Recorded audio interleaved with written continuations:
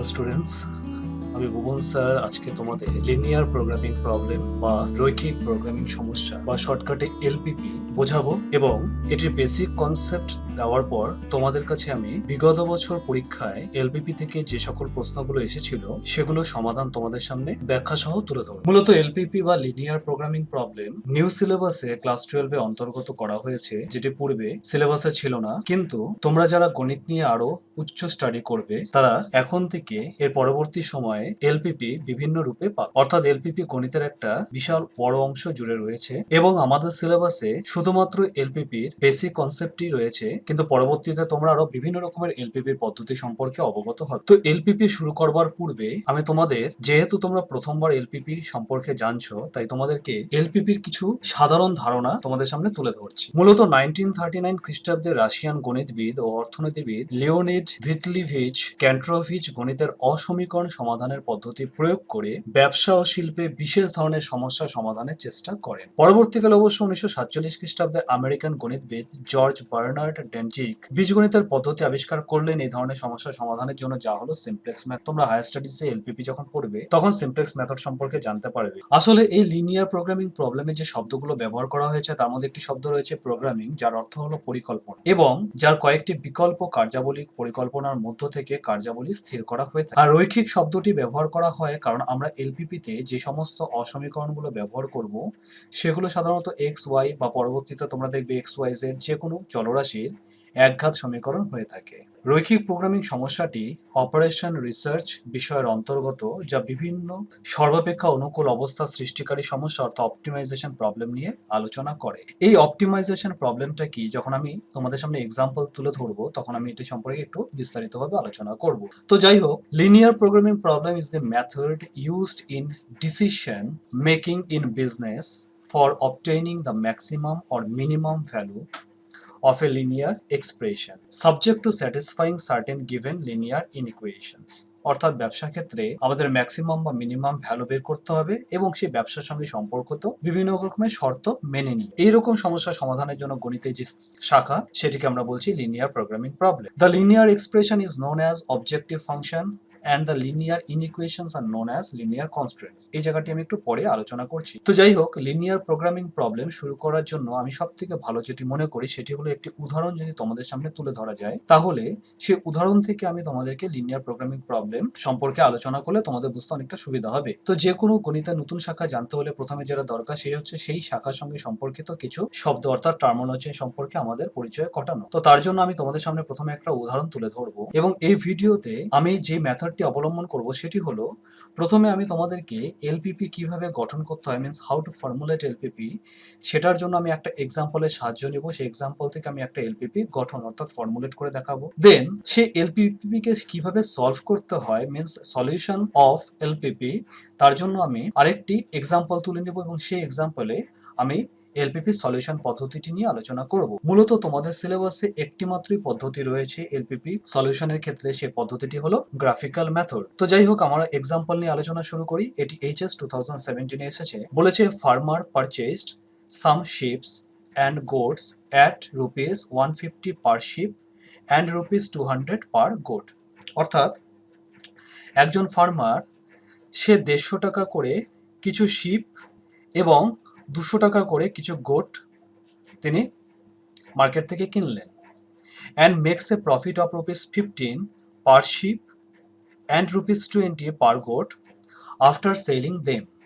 অর্থাৎ এটা হয়ে গেল কস্ট প্রাইস শিপ আর গোটের, আর এগুলো হলো তাদের profit price. The farmer have only 6000, ফার্মারের কাছে শুধুমাত্র 6000 রুপিস আছে। The farmer have only 6000 and cannot accommodate more than 100 animals। অর্থাৎ সে যে শিপ আর গোট কিনবে 100-র বেশি সে শিপ আর গোট কিনতে পারবে না। So formulate the problem as a linear programming problem. অর্থাৎ এই প্রবলেমটাকে আমি কিভাবে এলপিপির আকারে এক্সপ্রেস করব। তো আমরা যেটা করব সেটা হলো, আমরা অ্যাজিউম করে নিব যে তিনি এক্স নাম্বার শিপ কিনেছিলেন এবং ওয়াই নাম্বার তিনি গোট কিনেছে। তাহলে একটা শিপের প্রাইস যদি 150 হয় তাহলে এক্স নাম্বার শিপের প্রাইস কত হবে? এক্স নাম্বার শিপের প্রাইস হবে 150x। সিমিলারলি একটা গোটের প্রাইস যদি 200 হয় তাহলে ওয়াই গোটের প্রাইস কত হবে? 200y। তাহলে তার মোট কস্ট প্রাইস কত হয়েছিল এক্স শিপ আর ওয়াই গুড কিনতে গিয়ে 150x প্লাস 200y, কিন্তু তার কাছে সর্বমোট 6000 টাকা আছে, অর্থাৎ এই যে অ্যামাউন্টটা আছে এটাকে 6000 থেকে কম বা 6000 থেকে বেশি হতে হবে, কারণ 6000 ক্রস করে গেলে তার কাছে আর টাকা নেই দেওয়ার জন্য। আবার number of ship plus number of goat, সেটা ম্যাক্সিমাম 100 হতে হবে বা 100 থেকে কম হতে পারে, কিন্তু 100 থেকে বেশি হতে পারে না, কারণ he can not accommodate more than 100 animals, অর্থাৎ 100-এর বেশি অ্যাকোমোডেট তার কাছে নেই, 100 অ্যানিমালসের বেশি অ্যাকোমোডেশন তার কাছে নেই। তো এই দুটো হয়ে গেল আমাদের তার যে বিজনেসটি হবে সেই বিজনেসের কন্ডিশন। ওকে, এবার একটা শিপ থেকে সে 15 রুপিস প্রফিট করে, তাহলে এক্স নাম্বার শিপ থেকে 15x রুপিস প্রফিট করবে। সিমিলারলি একটা গোটের থেকে সে 20 রুপিস প্রফিট করে, তাহলে ওয়াই নাম্বার গোটের থেকে সে প্রফিট করবে কত, 20y, তাহলে তার টোটাল প্রফিট হলো 15x প্লাস 20y। তো আমাদের যেটা কাজ সেটা হলো এই যে প্রফিটটা আছে এই প্রফিটটাকে আমাদের যে করেই হোক ম্যাক্সিমাম করতে হবে, এটাই হচ্ছে আমাদের অঙ্কের মেন টাস্ক। এই প্রফিটটাকে আমাদের এনিহাও ম্যাক্সিমাম করতে হবে। তো আমরা এক্স আর ওয়াইটাকে এমনভাবে চুজ করব যাতে এই প্রফিটটা ম্যাক্সিমাম হয়। আমরা এক্স আর ওয়াইটাকে এমনভাবে চুজ করব যাতে এই প্রফিটটা ম্যাক্সিমাম হয়। তো এই জিনিসটাকে বা এই ইকুয়েশনটাকে আমি জেড নাম দিলাম, Z equals to 15x plus 20y, আর এই দুটো হয়ে গেল কন্ডিশন। এবার আমরা নাম কি ধরেছিলাম, এক্স কে নাম্বার অফ শিপস। এবার number of ships can not be negative, তাই না, নেগেটিভ শিপ হতে পারে। আবার number of goat can not be negative, অর্থাৎ x greater than equal y, y greater than equal y, এটা অবশ্যই হবে। ম্যাক্সিমাম 0 শিপ হতে পারে, ম্যাক্সিমাম 0 গোট হতে পারে, কিন্তু তাই বলে নেগেটিভ শিপ বা নেগেটিভ গোট হতে পারে না। তাহলে মোটামুটিভাবে তিনি যে কন্ডিশনসগুলো আমাদের সামনে তুলে ধরলেন সেগুলোকে যদি আমরা একটু ম্যাথামেটিক্যালি এক্সপ্রেস করতাম তাহলে আমরা কি পেতাম, আমরা পেতাম যে আমাদের কাছে একটা ফাংশন আছে, ফাংশনটা হলো জেড, জেড ইকুয়ালস টু কত হচ্ছে না, Z equals to 15x plus 20y,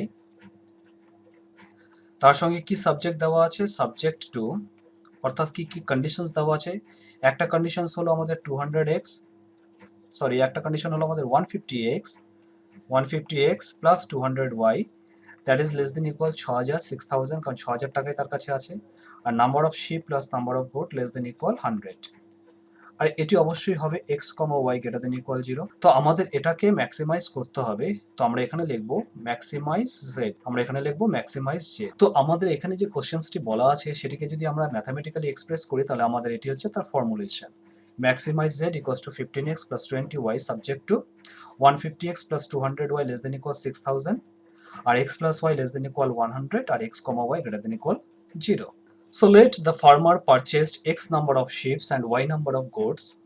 He makes a profit of rupees 15 per sheep and rupees 20 per goat after selling them. So his total profit 15x plus 20y, একটা থেকে 15 টাকা তাহলে x থেকে 15x, একটা থেকে rupees 20 তাহলে total 20y, তাহলে total profit হয়ে গেল 15x plus 20y। ফার্স্ট যে কন্ডিশনটা তার কাছে দেওয়া আছে, he cannot accommodate more than 100 animals, তার মানে number of sheep plus number of goat less than equal 100. Also the cost price of one sheep is 150 and one goat is rupees 200, so his total investment is 150x plus 200y, এটা হয়ে গেল total তার investment. Since the farmer have only 6000 rupees, তার কাছে maximum 6000 টাকা আছে বিজনেসটা করার জন্য, সো ডেফিনেটলি তার যে ইনভেস্টমেন্টটা আছে 150x প্লাস 200y সেটা লেস দেন ইকুয়াল 6000 হতে পারে, কারণ 6000 থেকে বেশি হতে পারবে না, ম্যাক্সিমাম হলে কি হবে, ইকুয়াল হবে। Also number of sheeps and number of goats can not be negative, তাই না, কারণ আমরা কি বলতে পারি যে -5টা শিপ কিনবে, impossible. So x greater than equal 0 and y greater than equal 0, hence the formulation or the LPP for the given problem is as under, maximize z, যেটা আমি একটু আগে বললাম যে আমাদের যে টোটাল প্রফিট আছে সেটাকে আমাদের কি করতে হবে, সেটাকে আমাদের ম্যাক্সিমাম করতে হবে, অর্থাৎ maximize z equals to 15x plus 20y subject to the constants, অর্থাৎ এগুলো হচ্ছে আমাদের কনস্ট্যান্টস, এই দুটো হলো আমাদের constants, x plus y less than equal 100, 150x plus 200y less than equal 6000, where x greater than equal 0 and y greater than equal 0. তো এই হলো আমাদের যে বিজনেসটি আছে তার ম্যাথামেটিক্যাল ফর্মুলেশন, এটিকেই বলা হয় লিনিয়ার প্রোগ্রামিং প্রবলেম। ওকে, এই লিনিয়ার প্রোগ্রামিং প্রবলেমে যে ফাংশনটিকে আমরা ম্যাক্সিমাইজ করব বা কিছু কিছু অঙ্কে দেখবে এখানে আমরা মিনিমাইজ করব, এটিকে বলা হয় objective function. Okay, so what is objective function? Objective function describes the primary purpose of the formulation of the linear programming problem. Definitely আমাদের এই অঙ্কটার ক্ষেত্রে তাকে ম্যাক্সিমাম প্রফিট করতে হবে, তাহলে এটা আমাদের প্রাইমারি অবজেক্ট বা এটা আমাদের প্রাইমারি টার্গেট, এটাকে বেস করে নিয়ে আমরা প্রবলেমটা তৈরি করেছি বা তার উপরে খাটছি। তাহলে the objective function describes the primary purpose of the formulation of a linear programming problem. The profit function which is to be maximized or the cost function which is to be minimized is called the objective function, যেটাকে আমরা বাংলায় বলি অভিপ্রেত অপেক্ষক বা কার্যকরী অপেক্ষক। যেমন এই অঙ্কটার ক্ষেত্রে maximize z equals to 15x plus 20y, এটিকে আমরা বলবো অবজেক্টিভ ফাংশন। তো তোমরা মনে রাখবে যে আমাদের এলপিপিতে মূলত আমরা দু রকমের অঙ্ক নিয়ে কাজ করি, একটা হচ্ছে ম্যাক্সিমাইজ প্রবলেম আর একটা হচ্ছে মিনিমাইজেশন প্রবলেম। তো আমি যখন এক্সাম্পল করাবো তখন তোমাদের সামনে আমি দু রকমের অঙ্কই তুলে ধরবো। নেক্সট হলো কনস্ট্রেন্টস অর্থাৎ বাধা সমূহ, the equations or inequations in the variable of an LPP. যেমন আমাদের এই অঙ্কের ক্ষেত্রে ভেরিয়েবল হলো এক্স অ্যান্ড ওয়াই, রাইট?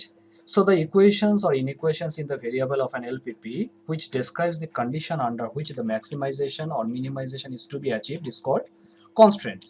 যেমন আমি একটু আগে বললাম যে তার ব্যবসাটা করতে গিয়ে তার কাছে এই দুটো কন্ডিশনকে মানতেই হবে, তার ব্যবসাটার ক্ষেত্রে এই দুটো কন্ডিশন তাকে মানতেই হবে। তাহলে এই দুটো কন্ডিশনকে আমরা কনস্ট্রেন্টস বলবো। কার জন্য? এই প্রবলেমটার জন্য, যেখানে দুটো ইনইকুয়েশনস আছে। কিছু কিছু অঙ্কে তোমরা দেখবে যে কখনো কখনো ইকুয়েশনসও আসে। So the equations or inequations in the variable of an LPP which describes the condition under which the maximization or minimization is to be achieved is called constraints বা বাধাসমূহ। Constants occur in any of the following form less than equal. আমাদের এক্সাম্পলের ক্ষেত্রে কখনো কখনো equal আসে, কখনো কখনো গ্রেটার দেন ইকুয়ালও আসে। যেমন এই এক্সাম্পলটাতে x plus y less than equal 100 আর 150x plus 200y less than equal 6000, এই দুটো হচ্ছে আমাদের কনস্ট্যান্টস বা বাধা সমূহ। এবার আমরা এই এক্সাম্পলটাতে নাম্বার অফ শিপসকে ধরে নিয়েছিলাম এক্স আর নাম্বার অফ গোটকে ধরে নিয়েছিলাম আমরা ওয়াই। অর্থাৎ আমাদেরকে এক্স আর ওয়াইটাকে এমনভাবে চুজ করতে হবে যাতে এই ভদ্রলোকের বিজনেসটা থেকে ম্যাক্সিমাম প্রফিট বের হয়। তাহলে এক্স অ্যান্ড ওয়াই এর নাম্বার দিয়ে আমি তার প্রবলেমটার ম্যাক্সিমাম প্রফিট এনে দেবো, কিন্তু তার সঙ্গে যে তার যে কন্ডিশনসগুলো আছে সেগুলোকে আমি ফুলফিল করব। তাহলে এই দুটোই হচ্ছে আমাদের এই প্রবলেমের ডিসিশন ভেরিয়েবলস বা নির্ধারক চলরাশি। So the variables depending on which the optimization of an objective function is to be accomplished are called the decision variable বা নির্ধারক চলরাশি, এখানে যেমন x আর y। আর তোমাদের সিলেবাসে তোমরা শুধুমাত্র দুটি চলরাশি অর্থাৎ x and y নিয়েই পাবে, হায়ার স্টাডিজে তোমরা আরো মোর দ্যান 2 ভেরিয়েবলস পাবে। তো যাই হোক, in the above examples x and y are the decision variables. So next হলো নন নেগেটিভ রেস্ট্রিকশনস। বুঝতে পারছো, since the decision variables x and y etcetera are always positive. এবং এটা শুধু এই এক্সাম্পল বা তোমাদের সিলেবাসের ক্ষেত্রেই নয়, মনে রাখবে যে এলপিপিতে always x and y greater than equal 0 হবে। অর্থাৎ কখনোই এক্স আর ওয়াই নেগেটিভ হতে পারে না, কারণ এটি পুরোপুরি আমরা প্র্যাকটিক্যাল লাইফে যে সমস্ত আমাদের প্রবলেমগুলো আমরা ফেস করি সেগুলো নিয়ে এখানে ডিসকাস করা হয়। তাই অবভিয়াসলি এখানে কোনো প্রশ্নের অপেক্ষাই রাখে না যে এক্স আর y can not be negative. খুব বেশি হলে তারা 0 হতে পারে, কিন্তু তারা কখনো নেগেটিভ হতে পারে না। So since the decision variables x and y etcetera are always positive, so the conditions x greater than equal 0, y greater than equal 0 are called feasibility conditions or non-negative restrictions অর্থাৎ ইতিবাচক শর্ত। তো এই হলো terminology related to LPP. এরপরে যখন আমি তোমাদেরকে এলপিপি সলিউশনের টেকনিক দেখাবো তখন আরো কিছু নতুন ওয়ার্ডের সঙ্গে তোমাদের পরিচয় করাবো। তো আপাতত আমাদেরকে এই কয়টি ওয়ার্ড একটু মনে রাখতে হবে, মুখস্থ করা কোনোটি প্রয়োজন নেই। কি কি আমরা শিখলাম? একটা শিখলাম আমরা অবজেক্টিভ ফাংশন কাকে বলে, একটা শিখলাম হচ্ছে আমরা কনস্ট্রেন্টস কাকে বলে, একটা শিখলাম হলো আমরা ডিসিশন ভেরিয়েবলস কি, আর একটা শিখলাম হলো আমরা নন নেগেটিভ রেস্ট্রিকশনস। তো মূলত এই চারটি ভালো করে একটু মনে রাখো। তো আমাদের একটা এলপিপি জেনারেল ফর্মুলা কি হতে পারে যে maximize or minimize c1 maximize or minimize z, আমরা ফাংশনটার নাম দিয়েছি c1x1 plus c2x2 plus dot dot dot cnxn subject to a11x1 plus a12x2 plus dot dot dot a1nxn less than equal greater than or equal b1। এরকম ভাবে আমি m number of ইনইকুয়েশনস বা equations লিখলাম where x1 x2 x3 dot dot dot xn greater than equal 0। ওকে, এই ক্ষেত্রে দেখো এই যে পার্টটা আছে এই পার্টটাকে আমরা বলে থাকি কনস্ট্রেন্টস। এই যে ইকুয়েশনসটা আছে এই ইকুয়েশনসটাকে আমরা বলে থাকি অবজেক্টিভ ফাংশনস। আর এগুলোকে আমরা বলে থাকি কি? এগুলোকে আমরা বলে থাকি হচ্ছে নন নেগেটিভ রেস্ট্রিকশনস। ওকে, এছাড়া x1 x2 x3 dot dot dot xn, যেমন এখানে n নাম্বার অফ ভেরিয়েবলস আছে, এগুলোকে আমরা বলে থাকি ডিসিশন ভেরিয়েবলস। ক্লিয়ার? সিমিলারলি দেখো এখানে অবজেক্টিভ ফাংশনের ডিসিশন ভেরিয়েবলস এর সঙ্গে যে c1 c2 dot dot dot cn আছে এগুলিকে বলা হয় হচ্ছে প্রাইস প্যারামিটারস বা কস্ট প্যারামিটারস, মনে থাকবে। আর আমাদের যে কনস্ট্যান্টস গুলোর মধ্যে রাইট সাইডে b1 b2 b3 dot dot dot bm আছে এগুলোকে বলা হয় রিকোয়ারমেন্ট প্যারামিটারস বা অ্যাভেলেবিলিটি। এবং আমাদের এখানে যে কনস্ট্যান্টস গুলোর মধ্যে a11 a12 dot dot dot a1 a21 a22 dot dot a2n am1 am2 dot dot dot am etcetera আছে এগুলোকে আমরা বলে থাকি হচ্ছে অ্যাক্টিভিটি প্যারামিটারস। ওকে, তো যাই হোক আমাদের সিলেবাসে অর্থাৎ দ্বাদশ শ্রেণী বা 12 সিলেবাসে এলপিপি সলিউশনের একটি মাত্র পদ্ধতি আছে, সেটি হলো গ্রাফিক্যাল মেথড। একটা জিনিস খুব ভালো করে মাথায় রাখবে যে গ্রাফিক্যাল মেথড আমরা অ্যাপ্লাই করতে পারি যখন number of decision variables is only 2, অর্থাৎ শুধুমাত্র দুটো যদি ডিসিশন ভেরিয়েবলস হয় তাহলে গ্রাফিক্যাল মেথড অ্যাপ্লিকেবল, তার বাইরে নয়। So the graphical method of solving an LPP is used only when there are two variables, শুধুমাত্র দুটো ভেরিয়েবল থাকলে করতে পারি। This method is also refer to as corner point method, এই মেথডটাকে কর্নার পয়েন্ট মেথডও বলে। কেন বলে সেটা আমি যখন এক্সাম্পলটা নিয়ে ডিসকাস করব তখন করব। একটা জিনিস ভালো করে বুঝে নাও যে মেথডটার নাম গ্রাফিক্যাল মেথড হলেও আমরা যখন এটি সলভ করব তখন কিন্তু আমরা কোনো রকম গ্রাফ পেপার ইউজ করব না। আমাদের কাছে যে পেপার আছে অর্থাৎ প্লেন পেপার, সেখানেই আমরা পেন্সিল এবং স্কেল ইউজ করে আমরা গ্রাফ বানিয়ে নিয়ে প্র্যাকটিস করব, কারণ জেনারেলি ওয়েস্ট বেঙ্গল বোর্ড বা সিবিএসসি বোর্ড কেউ গ্রাফ পেপার প্রোভাইড করে না। তো এই মেথডটি আমি তোমাদের সামনে তুলে ধরার জন্য আমি 2017 এইচএস এর এই কোশ্চেনটি তোমাদের সামনে একটু এক্সপ্লেন করে দেখাচ্ছি। বলেছে solve the following LPP by graphical method and find the maximum value of Z হবে subject to the constraints 5x plus 10y less than equal 50, x plus y greater than equal 1, y less than equal 4, x, y greater than equal 0। এবার ভালো করে দেখো এখানে কিন্তু আমাদের number of variables হলো x আর y, কিন্তু আমাদের কাছে কিন্তু তিনটা কনস্ট্যান্টস আছে, একটা দুটো তিনটা, অর্থাৎ number of variables and number of constants is not always equal in this case in for LPP problem, okay. অর্থাৎ এলপিপির ক্ষেত্রে নাম্বার অফ ভেরিয়েবলস আর নাম্বার অফ কনস্ট্যান্টস ইকুয়াল হতেও পারে নাও হতে পারে, তাতে কিছু যায় আসে না আসলে। তো এলপিপিতে মূলত তোমাদের জন্য দু রকমের কোশ্চেন্স আসে, বিশেষ করে ওয়েস্ট বেঙ্গলের এইচএস এক্সামে। একটা হলো যেখানে আমাদের এলপিপিটা তৈরি করাই থাকে, আমাদেরকে গ্রাফিক্যাল মেথড করে এলপিপিটাকে সলভ করতে হয়, এটা হলো একটা। আরেকটা হলো আমাদের কাছে একটা কোশ্চেন্স দেওয়া থাকবে ল্যাঙ্গুয়েজে, আমাকে কোশ্চেনটা পড়ে সেখান থেকে আমাকে ফর্মুলেট করতে হবে এলপিপি। যেমন আমি এর আগের এক্সাম্পলটা তোমাদের সামনে দেখালাম, যেটিও এইচএস 2017 এসেছে, সেখানে কিন্তু আমি এলপিপিটা ফর্মুলেট করেছি একটা কোশ্চেন পড়ে। কিন্তু এই প্রবলেমটাতে দেখো, এই প্রবলেমটাতে কিন্তু আমাকে এলপিপি ফর্মুলেট করতে বলেনি, আমাকে এলপিপি সলভ করতে বলেছে, যেখানে ফর্মুলেশন দেওয়া আছে।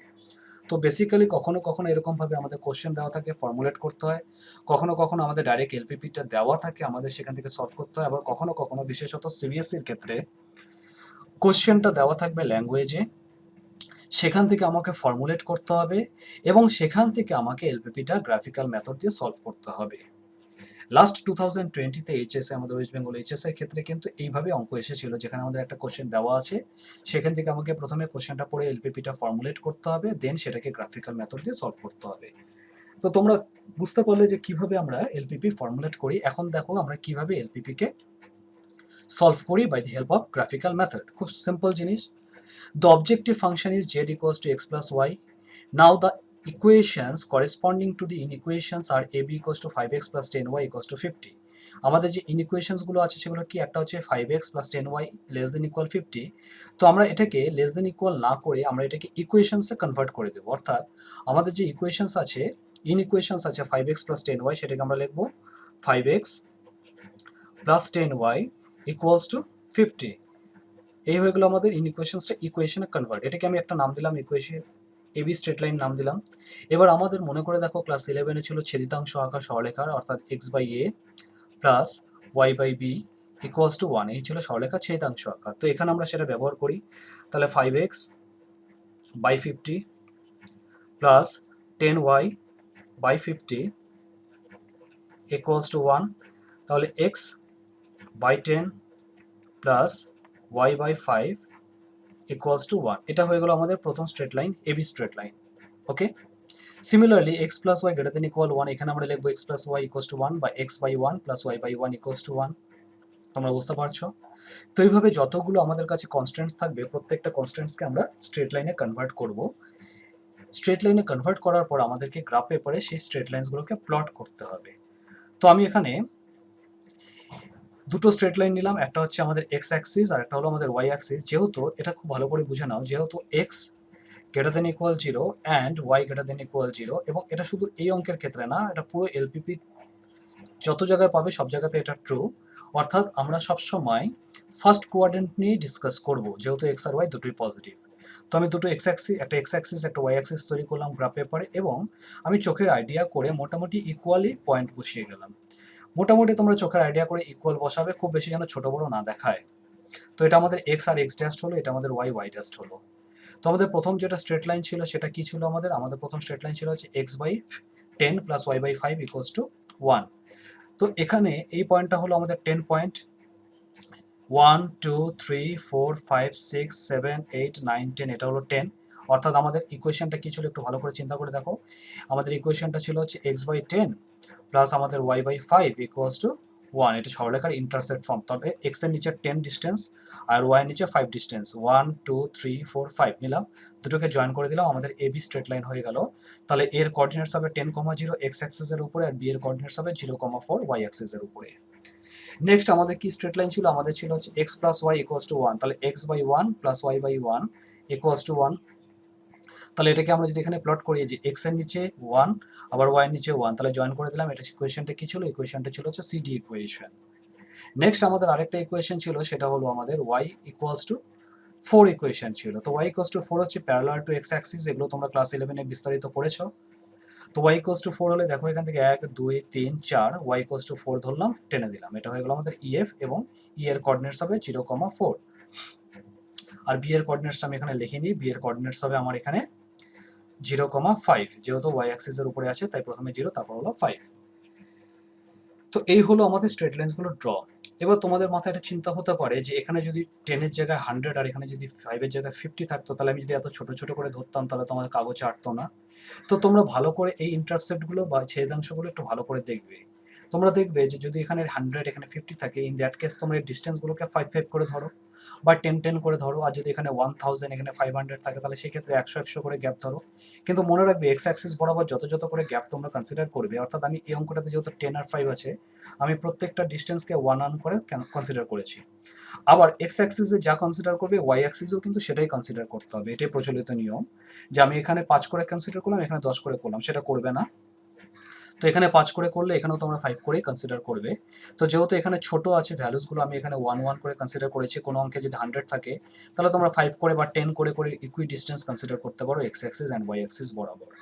তো এটা কোশ্চেন দেখে করবে, তাহলে কি হবে, তাহলে অল্প জায়গাটার মধ্যে তোমরা পুরো অঙ্কটাকে আটাতে পারবে। কারণ যদি 100 থাকে আর সেক্ষেত্রে যদি তোমরা 1 1 করে ডিস্টেন্স কনসিডার করো, তাহলে কিন্তু তোমাদের পেপারে কিন্তু সেটা আটবে না। তো এটা একটু করার সময় একটু ভালো করে মাথায় রাখবে।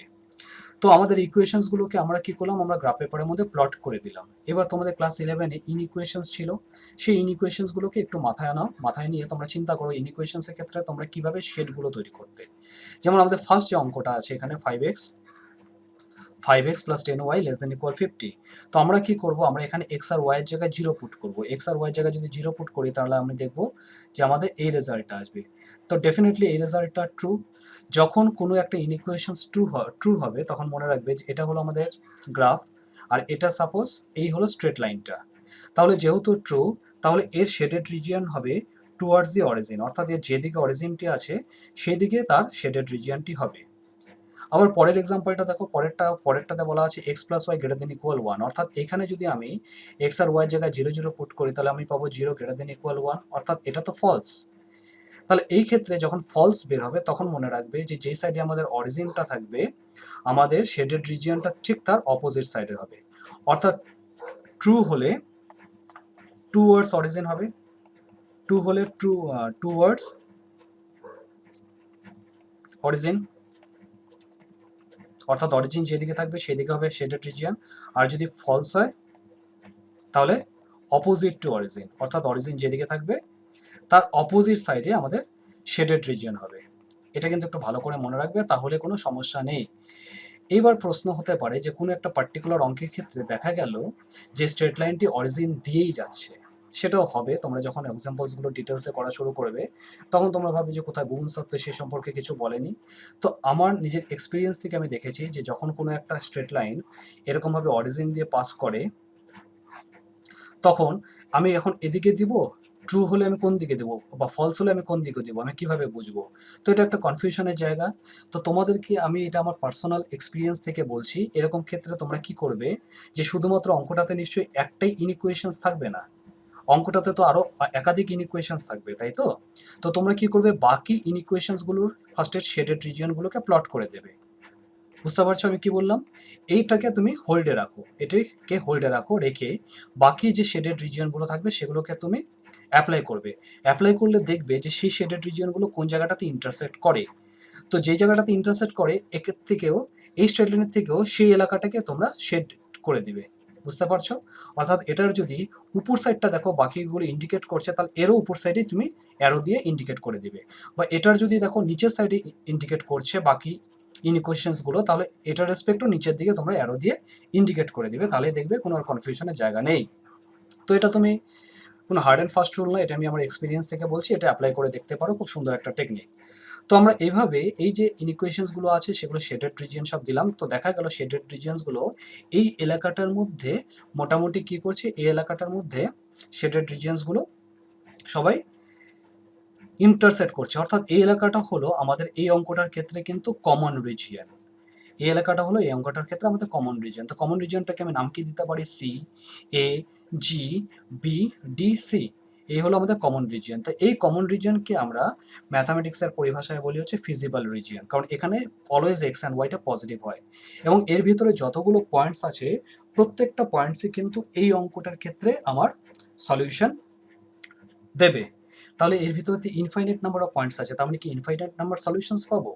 না, এখানে একটা মজার ব্যাপার হলো যে আমাদের যে ফিজিবল রিজিয়ন বা সলিউশন রিজিয়ন থাকে তার যে কর্নার পয়েন্টসগুলো থাকে বা ভার্টেক্সগুলো থাকে, সে ভার্টেক্সগুলোর মতো থেকেই তুমি যে কোনো একটা সলিউশন পাবে।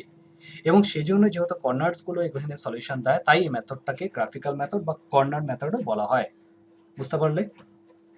তো যাই হোক, the feasible region is CAGEDC which has been shaded. The corner points of the feasible region are C1, 0, A10, 0, G2, 4। দেখো G2, 4টাকে আমি কি করে বের করেছি, আমি এই যে EF স্ট্রেট লাইনটা আছে আর এই যে AB স্ট্রেট লাইনটা আছে তাদের দুজনকে সলভ করলাম। সলভ করলে তাদের যে পয়েন্ট অফ ইন্টারসেকশন আছে সেটা আমাদের বেরিয়ে আসলো x = 2 আর y = 4। তাহলে যখন আমাদের পয়েন্ট অফ ইন্টারসেকশন চাই সেই দুটো স্ট্রেট লাইনকে তোমরা সলভ করে দিবে, সলভ করে দিলে তোমরা পেয়ে যাবে। তো যাই হোক, আমরা এইভাবে কর্নার পয়েন্টসগুলোকে বের করলাম। এবার আমরা একটা টেবিল বানাবো, সেই টেবিলের মধ্যে কর্নার পয়েন্টসগুলোকে অ্যালট করব। সো কর্নার পয়েন্টসগুলোকে সব বসালাম আর ডান দিকে লিখলাম value of z that is equals to x plus y. এবার প্রথম কর্নার পয়েন্টস হচ্ছে সি ইকুয়ালস টু 1, 0, অর্থাৎ এক্স এর জায়গায় 1 আর ওয়াই জায়গায় 0 বসালাম, তাহলে 1 + 0 0 হলো। নেক্সট 10 আর 0 বসালাম, 10 + 0 10 হলো। নেক্সট 2 আর 4 বসালাম, এক্স এর জায়গায় 2 আর ওয়াই জায়গায় 4 বসালো, হলো 6। নেক্সট 0 আর 4 বসালাম, 0 + 4 হয়ে গেল 4। নেক্সট 0 আর 1 বসালাম, 0 + 1 হয়ে গেল 1। এবার একটু ভালো করে মনে করা দেখো যে আমাদের যে অবজেক্টিভ ফাংশনটি ছিল সেটি কি ছিল, আমাদের অবজেক্টিভ ফাংশনটি ছিল যে ম্যাক্সিমাইজ করতে হবে, Z equals to x plus ওয়াইকে আমাদের ম্যাক্সিমাম করতে হবে। আমাদের যে টেবিলটি আছে টেবিলটির মধ্যে দেখো সমস্ত ভ্যালুসগুলির মধ্যে 10টি হচ্ছে সব থেকে ম্যাক্সিমাম ভ্যালুস, তাহলে আমরা এইটিকে আমরা এই অঙ্কটির ক্ষেত্রে সলিউশন হিসাবে ধরে নিব, অর্থাৎ জেড এর ভ্যালু 10, এটা হবে আমাদের ম্যাক্সিমাম ভ্যালু। এবং কখন এটি 10 হবে, যখন এক্স এর ভ্যালু হবে 10 আর যখন ওয়াই এর ভ্যালু হবে 0, অর্থাৎ এটি হলো এই অঙ্কটির সলিউশন। কিন্তু যদি অঙ্কটা মিনিমাম ভ্যালু বলা থাকতো সেই ক্ষেত্রে আমরা এখানে সব থেকে মিনিমাম কোনটা ছিল, 0 ছিল, সেটাকে আমরা কনসিডার করতাম এবং সেটাকে ধরে আমরা বলতাম x = 1 y = 0 হলেই সলিউশনটি মিনিমাম হবে। আরেকটি জিনিস এখানে না বললেই নয়, এটা একটু ভালো করে তোমরা মাথায় রাখবে যে কিছু কিছু অঙ্কে আমরা যখন বের করি, মনে করো ম্যাক্সিমামের ক্ষেত্রে তোমার দুবার 10 আসলো, দুইবার তোমার 10 আসলো, যেমন একটা 10 তোমার এখানে সে কথার কথা একটা 10 তোমার এসেছে 10, 0তে এবং এখানে আরেকটা পয়েন্ট পাওয়া গেল যে পয়েন্টটা সে 4, 6, এরকম আরেকটা পয়েন্ট পাওয়া গেল, এখানে কোথাও কর্নার পয়েন্টস পাওয়া গেল অ্যাজ ফর এক্সাম্পল, তাহলে সেক্ষেত্রেও তো আমি 4 + 6 = 10 হবে। তার মানে দুটো পয়েন্টে তোমার ম্যাক্সিমাম ভ্যালু পাচ্ছ, তোমরা দুটো পয়েন্টে ম্যাক্সিমাম ভ্যালু পাচ্ছ, বুঝতে পারছো? তো দুটো পয়েন্টে যখনই দেখবে ম্যাক্সিমাম ভ্যালু পাওয়া যাচ্ছে তখনই কিন্তু একটুখানি তোমাদের বুঝতে হবে, হ্যাঁ। একটা পেয়েছো তুমি কত 10, 0তে, একটা পেয়েছো তুমি হচ্ছে 10, 0তে, 10, 0 হলো আমাদের এই পয়েন্টটা 10, 0, 4, 6 বলে তুমি আরেকটা পয়েন্ট পাচ্ছ যে পয়েন্টটাতেও ম্যাক্সিমাম ভ্যালু আছে। তাহলে এই 4, 6 আর এই যে আমরা যে এই যে 10, 0 যে পয়েন্টটা আছে, এই দুটো পয়েন্টকে যদি আমরা জয়েন করি আমরা একটা স্ট্রেট লাইন পাবো। তো মনে রাখতে হবে সেই ক্ষেত্রে কিন্তু আমাদের এক্স এর ভ্যালু 4 বা ওয়াই এর ভ্যালু 6 বা এক্স এর ভ্যালু 10 আর ওয়াই এর ভ্যালু 0 তা হবে না। আমাদের জেড এর ভ্যালু ম্যাক্সিমাম যেটা হবে সেটা 10ই হবে, সেটা নিয়ে কোনো সমস্যা নেই, সেটা ফিক্সড হয়ে গেল। কিন্তু আমি বলতে পারি না যে এক্স এর ভ্যালু 4 আর ওয়াই এর ভ্যালু 6 বা এক্স এর ভ্যালু 10 ওয়াই এর ভ্যালু 0, কারণ সেক্ষেত্রে এক্স আর ওয়াই ইউনিক হচ্ছে না। সেক্ষেত্রে আমরা বলবো যে এই দুটো পয়েন্টকে জয়েন করলে যে স্ট্রেট লাইনটা পাচ্ছি সেই স্ট্রেট লাইনসের উপরে যতগুলো পয়েন্টস আছে বা এই দুটো পয়েন্টসের মাঝখানে যতগুলো পয়েন্টস আছে বা স্ট্রেট লাইনটার যে পার্টটা ফার্স্ট কোয়াড্রেন্টে আছে সেই পার্টসের মধ্যে যতগুলো পয়েন্টস আছে প্রত্যেকটা পয়েন্টসই কিন্তু এই প্রবলেমটার ক্ষেত্রে আমাদের সলিউশন সেট দেবে। অর্থাৎ এলপিপির ক্ষেত্রে যে সবসময় ইউনিক সলিউশন থাকবে তেমনটি নাও হতে পারে, কিন্তু দেখা যাবে যে বেশিরভাগ ক্ষেত্রেই তোমরা এক্স আর ওয়াই এর ইউনিক সলিউশনসই পাবে, কারণ যেহেতু তোমরা ক্লাস 12-এ পড়ো অত ডিটেলস প্রবলেম তোমাদের এখানে ডিসকাস করা হয়নি। তো যাই হোক, এই হলো আমাদের মোটামুটি এলপিপি গ্রাফিক্যাল মেথড, এবং তোমাদেরকে আমি বলেছি যে এই জায়গাটিকে বলা হয় ফিজিবল রিজিয়নস, এগুলোকে বলা হয় corner points. So what is feasible region? The common region determined by all the constraints of an LPP including the non-negative restrictions x greater than 0, y greater than equal 0 is called feasible region or solution region বা কার্যকর সমাধান অঞ্চল. Every point within and on the boundary of the feasible region represents feasible solution of the LPP.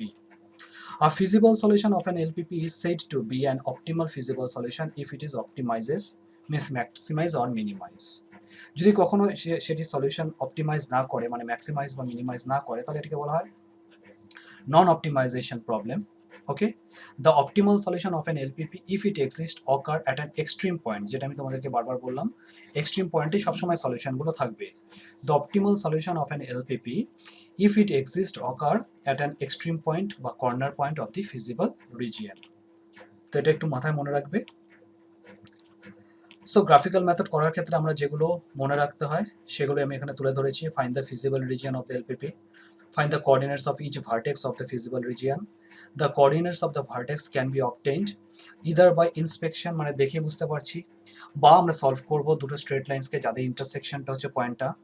Evaluate the value, মানে লাস্টে টেবিলটা তৈরি করব, টেবিলের মধ্যে ভ্যালুসগুলোকে বসিয়ে দেখব, যদি মিনিমাম প্রবলেম হয় তাহলে মিনিমামটা বের করব, যদি ম্যাক্সিমাম প্রবলেম হয় তাহলে আমরা ম্যাক্সিমাম ভ্যালুটা বের করে দেখব যে কোনটাতে আমাদের মিনিমাম বা ম্যাক্সিমাম আসে, সেটা হয়ে যাবে আমাদের সলিউশন। তো সাধারণত এলপিপিতে আমরা 4 রকমের প্রবলেম নিয়ে ডিসকাস করি। একটাকে বলা হয় হচ্ছে আমাদের ডায়েট প্রবলেম, একটাকে বলা হয় হচ্ছে ম্যানুফ্যাকচারিং প্রবলেম, একটাকে বলা হয় হচ্ছে ইনভেস্টমেন্ট প্রবলেম, আর একটাকে বলা হয় transportation problem. Generally manufacturing problem আর ইনভেস্টমেন্ট প্রবলেম এই দুটো সেম কাইন্ড, কিন্তু ডায়েট প্রবলেম, ট্রান্সপোর্টেশন প্রবলেম একদমই আলাদা, কিন্তু ম্যানুফ্যাকচারিং আর ইনভেস্টমেন্ট প্রবলেম প্রায় সেম। তো যাই হোক, আমি এখানে আরেকটি গ্রাফিক্যাল মেথড করে দেখিয়েছি যেটা এইচএস 2016 এসেছে। তো আমি এটা ডিটেলসে যাচ্ছি না, কারণ আমার ভিডিও অলরেডি অনেকটি লেন্থি হয়ে যাচ্ছে। তো তোমরা একটু দেখো ভালো করে। এখানে কিন্তু আমি আবার কি করেছি, এখানে আমি মিনিমাইজ করতে বলেছি, যে minimize the following objective function Z graphically, graph sheet is not required. তো এইভাবে দেওয়া আছে। তো আমরা যেটা করলাম, অবজেক্টিভ ফাংশনটাকে লিখলাম, ইন ইকুয়েশনসগুলোকে ইকুয়েশনস বানালাম, ইকুয়েশনস বানিয়ে আমি গ্রাফ পেপারের মধ্যে সেগুলোকে প্লট করলাম। প্লট করার পর আমি 0 0 বসিয়ে দেখলাম কোথায় কোথায় তারা ট্রু হচ্ছে ফলস হচ্ছে। তো দেখা গেল এটি হলো আমাদের শেডেড রিজিয়ন বা ফিজিবল রিজিয়ন। এবার এটি কিন্তু আমাদের আনবাউন্ডেড, অর্থাৎ এদিকে কিন্তু আমাদের ওপেন, কোনো লিমিটেশন নেই, কিন্তু তাতে কোনো অসুবিধা নেই। আমার এখানে একটা কর্নার পয়েন্টস এসেছে, এখানে একটা কর্নার পয়েন্টস এসেছে, এখানে একটা কর্নার পয়েন্টস হয়েছে, এদিকে যা খুশি হোক সেটা নিয়ে আমার মাথা ঘামাতে হবে না। তো এই তিনটা কর্নার পয়েন্টসে আমি কি করলাম, তিনটা ভ্যালুস বের করলাম। 11,0, এটা বের করার জন্য আমি এই দুটো স্ট্রেট লাইনকে সলভ করলাম, সলভ করে দেখলাম এক্স এর ভ্যালু 5 আর ওয়াই এর ভ্যালু 4 এসেছে, তাহলে এটা কোঅর্ডিনেটস হয়ে গেল 5,4, আর এই পয়েন্টটা হলো 0,14, অর্থাৎ এই দুটো ইন্সপেকশন করে আর এটা আমি সলভ করে বের করলাম। এবার এই তিনটা পয়েন্টকে আমি কি করলাম, আমি টেবিল বানালাম, টেবিলের মধ্যে এই তিনটা পয়েন্টকে আমি বসালাম, বসিয়ে দেখলাম যে 23 হলো এইগুলোর মধ্যে সব থেকে মিনিমাম। তার মানে আমাদের জেড মিনিমাম সেটা হয়ে যাবে হচ্ছে 23, আর কখন হবে সেটা, সেটা হবে যখন এক্স এর ভ্যালু 5 আর ওয়াই এর ভ্যালু 4, অর্থাৎ x equals to 5 y equals to 4 হলে আমাদের এই অবজেক্টিভ ফাংশনটা মিনিমাম ভ্যালু পায়। তো তোমরা এখানে আমি এই অঙ্কটাতে যে লেখার প্যাটার্নটা তুলে ধরেছি সেটা একটু তোমরা আস্তে আস্তে প্লে পজ করে করে দেখো, তাহলে তোমরা এক্সামে তোমাদের এক্সামিনেশন শিটে কিভাবে অঙ্কগুলোকে করতে হবে সুন্দর করে পরিষ্কার পরিচ্ছন্ন করে, তোমরা সেটা সম্পর্কে একটা বেসিক আইডিয়া পাবে। তবে আমি সাজেস্ট করব এই যে ক্যালকুলেশনটা আমি এখানে করেছি এটা একটু সাইডে করো, এই গ্রাফের মধ্যে করতে যেও না। আমি এখানে একটু জায়গা কমানোর জন্য এখানে করে দিয়েছি, তোমরা একটু রাফে বা সাইডে করো। ওকে, লেখার প্যাটার্নগুলো একটু ভালো করে দেখে নিও, এইভাবে তোমাদের লিখতে হবে কিন্তু। তো যাই হোক, আমি নেক্সট একটা ট্রান্সপোর্টেশন প্রবলেম নিয়ে এখন ডিসকাস করছি, এটা একটু ভালো করে বুঝে নাও। তো এখানে আমাদের 2016 এইচএসে যেটা ট্রান্সপোর্টেশন প্রবলেম এসেছে সেটি হলো আর transport company has offices in 5 localities A, B, C, D and E. The offices located at capital A and capital B had 8 and 10 trucks. অর্থাৎ A যে গোডাউন এবং B যে গোডাউন বা অফিস আছে সেখানে 8টা এবং 10টা ট্রাকস আছে। Whereas offices at C, D, E required 6, 8 and 4 trucks. মানে এর কাছে 8টা ট্রাক আর এর কাছে 10টা ট্রাক আছে। সি, ডি আর ই এর 6টা ট্রাক, 8টা ট্রাক আর 4টা ট্রাক, 6টা, 8টা এবং 4টা ট্রাক দরকার।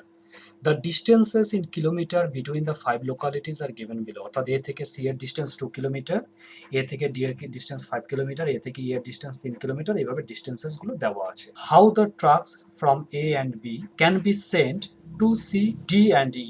অর্থাৎ আমরা কিভাবে এ থেকে সি, ডি, ই এবং বি থেকে সি, ডি, ইতে আমি ট্রাকগুলোকে ট্রান্সপোর্ট করব বা ট্রান্সফার করব যাতে করে মিনিমাম ডিস্টেন্স ট্রাভেল হয়। কারণ যত বেশি ডিস্টেন্স ট্রাভেল হবে কোম্পানিটির তত বেশি খরচা হবে, কারণ বেশি ডিস্টেন্স ট্রাভেল করতে হলে বেশি তেল পড়বে, বেশি খরচা হবে। So formulate the problem as a linear programming problem. অর্থাৎ এইচএস 2016তে কিন্তু এটিকে সলভ করতে বলেনি, শুধুমাত্র ফর্মুলেট করতে বলেছিল। এটা একটু ভালো করে মাথায় রাখবে যে এইচএস 2016-এ কিন্তু এটিকে ফর্মুলেট করতে বলেছে, এটিকে কিন্তু সলভ করতে বলেনি। তো আমি এখানে একটা গ্রাফের মাধ্যমে তোমাদের সামনে ব্যাপারটা তুলে ধরছি, দেখো ভালো করে। আমার এখানে এ অফিস আর বি অফিসে, এ অফিসে আমার কাছে 8টা ট্রাক আছে আর বি অফিসে আমার কাছে 10টা ট্রাক আছে। সি, ডি আর ইতে আমাদের ট্রাকগুলো পাঠাতে হবে, কিন্তু সি এর রিকোয়ারমেন্ট 6টা, ডি এর 8টা আর ই এর 4টা। যেখানে এ থেকে সি এর ডিস্টেন্স 2 কিলোমিটার, এ থেকে ডি এর ডিস্টেন্স 5 কিলোমিটার, এ থেকে ই এর ডিস্টেন্স 3 কিলোমিটার, বি থেকে সি এর ডিস্টেন্স 4 কিলোমিটার, বি থেকে ডি এর ডিস্টেন্স 2 কিলোমিটার, বি থেকে ই এর ডিস্টেন্স 7 কিলোমিটার। আমি অ্যাজিউম করে নিই যে এ থেকে সিতে আমি x number trucks and a থেকে ডিতে আমি ওয়াই নাম্বার ট্রাকস ট্রান্সপোর্ট করব। তাহলে আমাদের বেসিক যেটা কনসেপ্ট সেটা হলো যে number of trucks can not be negative, অর্থাৎ x greater than equal 0, y greater than equal 0। এইবার আমার কাছে টোটাল 8 নাম্বার ট্রাকস আছে, তার মধ্যে আমি এক্স নাম্বার ট্রাক পাঠিয়ে দিলাম সি এর কাছে আর আমি ওয়াই নাম্বার ট্রাকস পাঠিয়ে দিলাম ডি এর কাছে। আমার কাছে টোটাল 8 নাম্বার ট্রাকস আছে, যার মধ্যে আমি এক্স নাম্বার ট্রাক পাঠিয়ে দিলাম সি এর কাছে আর আমি ওয়াই নাম্বার ট্রাকস পাঠিয়ে দিলাম ডি এর কাছে। তাহলে রিমেনিং ট্রাকস কতগুলো থাকবে? 8 মাইনাস এক্স প্লাস ওয়াই। এই নাম্বার ট্রাকস আমি কার কাছে পাঠাবো? আমি নিশ্চয়ই এ থেকে ই এর কাছে পাঠাবো, রাইট? আবার এবার বি এর সাইড থেকে চিন্তা করো, সি এক্স নাম্বার ট্রাক পেয়ে গেছে এর কাছ থেকে, সি এক্স নাম্বার ট্রাক পেয়ে গেছে এর কাছ থেকে, কিন্তু সি এর রিকোয়ারমেন্ট 6টা। তাহলে সি এর রিমেনিং ট্রাকসগুলো সে কার কাছ থেকে চাইবে? সে বলবে এই ট্রাকসগুলো বি আমাকে প্রোভাইড করুক। আবার ডি এর টোটাল রিকোয়ারমেন্ট 8টা, যার মধ্যে ওয়াই নাম্বার ট্রাকস পেয়ে গেছে, তাহলে remaining 8 minus y number trucks সে বি এর কাছে চাইবে। এবার বি এর কাছে টোটাল 10টা ট্রাক আছে, তার মধ্যে 6 minus x number of trucks ও দিয়ে বসে আছে সি কে, and 8 minus y number of trucks ও দিয়ে বসে আছে ডি কে। তাহলে রিমেনিং ট্রাকস অর্থাৎ এক্স প্লাস ওয়াই মাইনাস 4, এই ট্রাকসগুলো কাকে প্রোভাইড করতে পারবে? ও নিশ্চয়ই ই কে প্রোভাইড করতে পারবে। বোঝা গেল ব্যাপারটা? তাহলে এই হলো আমাদের ট্রান্সপোর্টেশন প্রবলেম। যতগুলো ট্রাক যাতায়াত করবে তত বেশি কিলোমিটার আমাদের এখানে ইউজ হবে, কারণ এখান থেকে এখানে একটা ট্রাক আসতে 2 কিলোমিটার নেবে, তাহলে এক্স নাম্বার ট্রাক আসলে 2x কিলোমিটার নেবে। So let x number of trucks from A to C be transported and y number of trucks from A to D be transported. Therefore x greater than equal 0 and y greater than equal 0. এগুলোকে আমি এখানে ডিটেলসে explain করেছি, তোমরা একটু মন দিয়ে এই জায়গাগুলোকে দেখো, ল্যাঙ্গুয়েজগুলোকে একটু বুঝে নাও কিভাবে তোমরা এক্সামে লিখবে। এইবার আমরা আসি আমাদের খরচার ব্যাপারটাতে, যে আমাদের কত টাকা খরচা হচ্ছে। আমাদের এ থেকে সিতে এক্স নাম্বার ট্রাক এসেছে, তাহলে একটা ট্রাক যদি 2 কিলোমিটার যায় তাহলে এক্স নাম্বার ট্রাক যাবে 2x কিলোমিটার, তাহলে 2x লিখলাম। দেন এ থেকে ডিতে 5y, দেন এ থেকে ইতে 3 into 8 minus x minus y, then B থেকে সিতে 4 ইন্টু 6 মাইনাস এক্স কিলোমিটার। একদম বেসিক কনসেপ্ট, একটা ট্রাক যদি আমার এ থেকে সিতে যায় তাহলে সে 2 কিলোমিটার ট্রান্সপোর্ট হয়, তাহলে এক্স নাম্বার গেলে 2x কিলোমিটার ট্রান্সপোর্ট হবে, অর্থাৎ যত বেশি ট্রাক যাবে তত বেশি কিলোমিটার ট্রান্সপোর্ট হবে, অর্থাৎ তত বেশি খরচা হবে। তাহলে প্রত্যেকটা নাম্বার অফ ট্রাকসকে তাদের number of distance in kilometre দিয়ে মাল্টিপ্লাই করলে আমার টোটাল কত কিলোমিটার দাঁড়ালো 2x প্লাস 7y প্লাস 36। এই হলো আমার টোটাল, অর্থাৎ এতটা ডিস্টেন্স কিন্তু সে ট্রাভেল করছে, মোট এতটা ডিস্টেন্স সে ট্রাভেল করছে। এবার যত বেশি ডিস্টেন্স ট্রাভেল করবে সে আমি এক্স আর ওয়াইটাকে এমনভাবেই চুজ করব, যত বেশি ডিস্টেন্স ট্রাভেল করবে তত কোম্পানি খরচা বাড়তে থাকবে। তাহলে আমাকে এক্স আর ওয়াইটাকে এমনভাবে চুজ করতে হবে যাতে এই যে খরচাটা আছে অর্থাৎ কিলোমিটারটা আছে এটা যেন আমি মিনিমাম করতে পারি। এটা হচ্ছে আমাদের মেন টার্গেট, আমরা যেন এটাকে মিনিমাইজ করতে পারি। তো যাই হোক, এটাকে যদি আমি এলপিপির পরিভাষায় এক্সপ্রেস করি তাহলে ব্যাপারটি কি দাঁড়াবে, আমাদের ব্যাপারটি দাঁড়াবে যে minimize z equals to 2x plus 7y plus 36 subject to x less than or equal 6, subject to x less than equal 6 অর্থাৎ 6 এর ইকুয়াল বা ছোট, দেন y less than equal 5, sorry y less than equal 8 হবে কারণ এখানে 8টা truck আছে, আর 8 minus x plus y number of trucks less than or equal to 4 হবে। বোঝা গেল? অর্থাৎ এই ইনইকুয়েশনসটাকে যদি আমরা একটু সিম্পলিফাই করি তাহলে আমরা পাবো 4 less than equal x plus y. তো আমি এই তিনটাকে ধরে নিয়ে আমি ইনইকুয়েশনসগুলো তৈরি করলাম, সেই তিনটা হলো আমাদের তিনটা কনস্ট্যান্টস দিল। কিন্তু যদি নিচের দিক থেকে আসতাম তাহলে দেখো কি আসতো, 6 minus x is greater than equal 0 হতো, 8 minus y is greater than equal 0 হতো, আর x plus y minus 4 greater than equal 0 হতো। ওকে, অর্থাৎ তোমরা ভালো করে দেখো, আমরা যদি উপর দিক থেকে আসি তাহলে যে ইনইকুয়েশনসগুলো পাবো আমরা কিন্তু নিচের দিক থেকে গেলেও সেম ইনইকুয়েশনস পাবো। তো সেম ইনইকুয়েশনসকে আমাদের দুবার লেখার কোনো মানে হয় না, তো আমরা একবারই লিখবো। তো এগুলো হলো আমাদের কনস্ট্যান্টস, এবং এর সঙ্গে আরেকটা গুরুত্বপূর্ণ কনস্ট্যান্ট সেটা হলো যে এক্স হলো number of trucks from A to C আর ওয়াই হলো number of trucks from A to D. তাহলে টোটাল এক্স প্লাস ওয়াই হলো, কিন্তু এই যে number of trucks from A to C আর এ টু ডি সেটা কিন্তু কখনোই 8-এর থেকে বেশি হবে না, কারণ এর কাছে তো 8টাই ট্রাক আছে। তো এটা আরেকটা কনস্ট্যান্টস হলো। তাহলে টোটাল কনস্ট্যান্টস হলো আমাদের 4টা, সাবজেক্ট তো আগেই বলেছি, আর এক্স গ্রেটার দেন ইকুয়াল 0, কমা ওয়াই গ্রেটার দেন ইকুয়াল 0, এটা হয়ে গেল আমাদের নন নেগেটিভ রেস্ট্রিকশনস। তাহলে আমরা কি লিখবো, আমরা লিখবো যে Haynes required LPP form of the given problem is minimize z equals to 2x plus 7y plus 36 subject to 6 minus x greater than equal 0, 8 minus y greater than equal 0, x plus y minus 4 greater than equal 0, and x plus y less than equal 8 where x greater than equal 0, y greater than equal 0. দেখো এখানে একটি manufacturing problem বলা হয়েছে যে a manufacturer produces two models capital A and capital B of a product. Each pieces of model A requires 9 labor hours for fabricating and 1 labor hour for finishing. Each pieces of model B requires 12 labor hours for fabricating and 3 labor hours for finishing. For fabricating and finishing the maximum labor hours available are 180, অর্থাৎ 180 fabricating এর জন্য maximum আছে, আর 30 হলো finishing এর জন্য maximum time a lot করা আছে। The company makes a profit of 8,000 on each piece of model A and 12,000 on each piece of model B.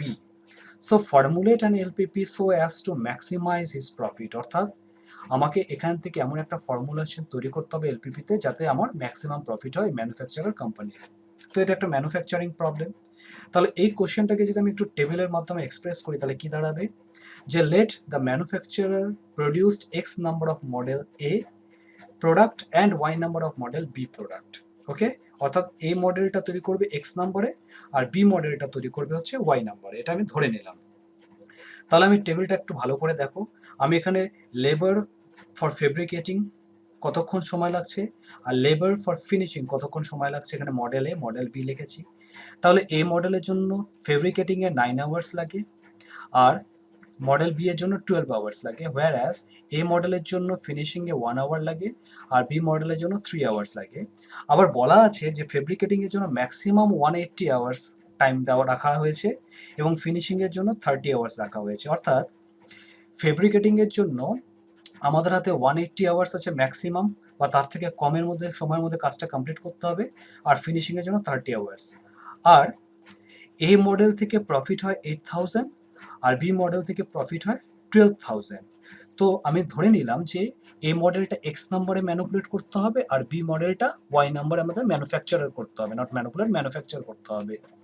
তাহলে একটু খুব কমন সেন্স, একদম কিচ্ছু ভাবার দরকার নেই। 9x প্লাস 12y, মাঝখানে প্লাস লাগিয়ে দাও, লেস দেন ইকুয়াল 180, এটা একটা ইনইকুয়েশনস হবে। 1x plus 3y less than equal 30, এটা আরেকটা ইনইকুয়েশনস হবে। Definitely number of models can not be negative, x greater than equal 0, y greater than equal 0, এটা হবে। আর এখানে একটা এ মডেল থেকে 8,000 প্রফিট, তাহলে এক্স নাম্বার থেকে 8,000 এক্স প্রফিট। বি মডেলে একটা থেকে 12,000 প্রফিট, তাহলে ওয়াই নাম্বার থেকে 12,000 ওয়াই প্রফিট, তাহলে টোটাল প্রফিট হয়ে গেল 8,000 এক্স প্লাস 12,000 ওয়াই, এটাকে নাম দাও জেড, এটা আমাদেরকে ম্যাক্সিমাম করতে হবে। তাহলে maximize z equals to 8,000 x plus 12,000 y. একদম বেসিক কনসেপ্ট, কিছু ভাবার দরকার নেই, জাস্ট তুমি টেবিলটা তৈরি করো, x x x y y লাগিয়ে দাও, তাহলে তোমাদের অঙ্ক কমপ্লিট। তো তোমাদের কাজ কোশ্চেনটা ভালো করে পড়ে শুধু টেবিলটাকে বানিয়ে নেওয়া, বাকিটা অটোমেটিক হয়ে যাবে। তো আমি এখানে ধরে ধরে দেখিয়েছি যে the company makes a profit of rupees 8,000 on each piece of model A. So total profit from X number of pieces of model A 8,000X. Similarly, the company makes a profit of 12,000 on each piece of model B. Therefore, profit from Y number of pieces of model B equals to 12,000Y. And total profit হয়ে গেল 8,000X plus 12,000Y. আবার ফেব্রিকেটিং এর জন্য আমার total hour a lot করা আছে 180, তাহলে আমাদের এ মডেলে ফেব্রিকেটিং টাইম প্লাস বি মডেলে ফেব্রিকেটিং টাইম লেস দেন ইকুয়াল 180। আবার আমাদের ফিনিশিং এর জন্য 30 আওয়ার্স অ্যালট করা আছে, তাহলে এ মডেলের finishing hour plus B model finishing hour less than equal 30. Hence the LPP of the given problem is as under maximize Z equals to 8,000x plus 12,000y, এটাকে maximize করব subject to 9x plus 12y less than equal 180, x plus 3y less than equal 30, x greater than equal 0, y greater than equal 0. তো এই হলো আমাদের formulation. এক্সামে যদি তোমাদেরকে এটাকে সলভ করতে বলে, তোমাদেরকে আমি গ্রাফিক্যাল মেথড যেভাবে শিখালাম এতটুকুন করার পরে এখান থেকে সুন্দর করে তোমরা গ্রাফিক্যাল মেথডের মাধ্যমে এটাকে সলভ করবে এবং এক্স আর ওয়াই এর ভ্যালুস বের করবে। তো যাই হোক, ভিডিওটি অনেকটি লম্বা হয়ে গেল, কিন্তু তোমরা প্লে পজ করে করে ভালো করে মন দিয়ে এক্সাম্পলসগুলোকে দেখো এবং তোমাদেরকে বাড়িতে করবার জন্য আমি দেখো এখানে question number 1, question number 2, question number 1টা 2018 এসেছে এইচএসএ, এটা মিনিমাইজেশন প্রবলেম, আমি এরকম টাইপের একটা করে দেখিয়েছি, সেটা করবে। আবার এখানে গ্রাফশিট ইউজ না করে করতে বলেছে, এটা আবার মিনিমাইজেশন প্রবলেম 2019 এসেছে, এটা করবে। নেক্সট 2020 তে এসেছে solve the following linear problem graphically, graph sheet is not required, এটাও করবে, এটা ম্যাক্সিমাইজেশন প্রবলেম। আর যেটা আমি বলছিলাম 2020 তে আমাদের কিন্তু এরকম একটা এলপিপি ফর্মুলেট করতে বলেছে, এর আগে পর্যন্ত তোমাদের এলপিপি গুলো ফর্মুলেট করতে বলছিল, সলভ করতে বলেনি, কিন্তু 2020 তে তোমাদের এসেছে ফার্স্ট টাইম, যেখানে কিন্তু তোমাদেরকে express the above problem in the form of LPP, অর্থাৎ এলপিপি তে এক্সপ্রেস করবে, express the above problem in the form of LPP and solve it, এবং সেটাকে সলভ করতে হবে। অর্থাৎ শুধুমাত্র কিন্তু এতক্ষণ পর্যন্ত আমি যেমন ফর্মুলেট করে দেখাচ্ছিলাম সেটা কোশ্চেন অনুসারে ফর্মুলেট করতে বলেছে, এতটুকুন করে ছেড়ে দিলে কিন্তু হবে না। এরপরে যেটা করতে হবে তোমাদের সেটা হলো এখান থেকে তোমাদের যেভাবে তোমরা গ্রাফিক্যাল মেথড দিয়ে সলভ করেছো, সলভ করে তোমাদেরকে এক্স ওয়াই হবে, অর্থাৎ পুরো অঙ্কটাকে কমপ্লিট করতে হবে।